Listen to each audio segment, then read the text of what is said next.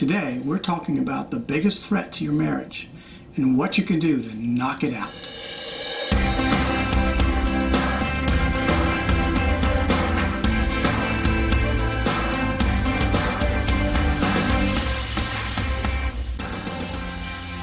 The poet Mary Oliver wrote, "Attention is the starting point of devotion." That is so true. What we pay attention to, we begin to adore. You can't adore something that you're never paying attention to. I want you to adore me. Pay attention to me. How can you love it if you don't notice it? That's so true.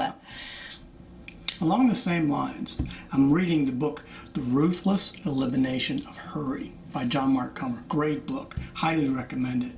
In that book, he says distraction is the biggest threat to your spiritual life.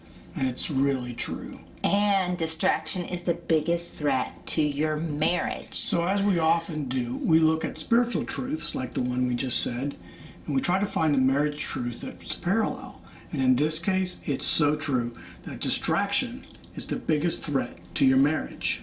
Yeah, if you think about it, most of the common marriage difficulties are associated with just plain old not paying attention. Yeah. Like in communication, if you're not hearing each other, if you're not paying attention, or if you don't feel understood, that is a huge issue. We hear about it and experience it ourselves. True. You often feel neglected or your needs are missed if you're not paying attention to each other. It's so easy to have a sexless marriage if you're not paying attention to that area of your marriage. Money too, right? Oh, yeah. Another one. If one spouse isn't paying attention to the spending, that causes a lot of problems. So a lot of these issues in marriage can be traced back. They have their root in paying attention. Because if it's true that attention is the starting point of devotion, then the opposite is also true. It's distraction that leads to disconnection. It's true in your marriage, it's true in your spiritual life. And disconnection is a death spiral for a relationship. So it puts you on the path of separation and takes you off the path of intimacy.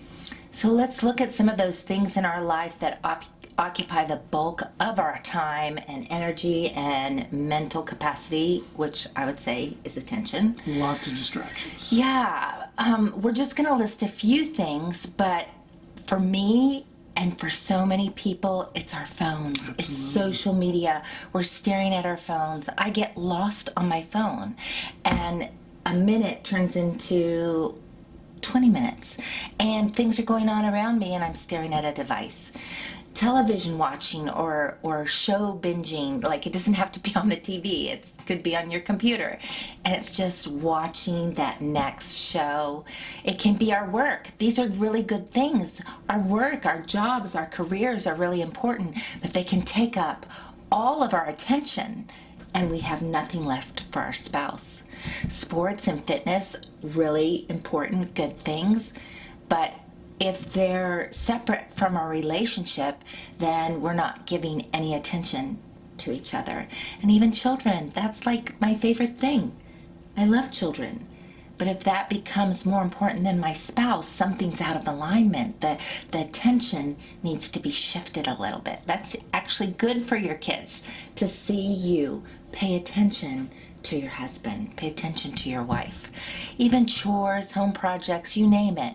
You know, I see so little of Scott during the day that when I do see him, it's just a shame if we don't just pay attention to each other. Yeah. None of us would list these things as more important than our marriage. No. Yet we give the majority of our time and attention and energy to these many lesser things. They feel urgent or something. Yeah. So that's probably the number one, is we give in to the urgent in place of the important. For sure. But the other thing that happens is we're so tired and so stressed and so weary that we numb ourselves with these lesser things. We sit on our phone, we watch television, we binge watch. Even just listening to music can be something that distracts you. And our overtaxed minds are looking for respite. Now, Comer's solution is to live a less hurried life. That's what he describes in his book. There's another book called Margin by Richard Swenson that also talks about the same kind of issue. And he says that we need to create space between our load and our capacity.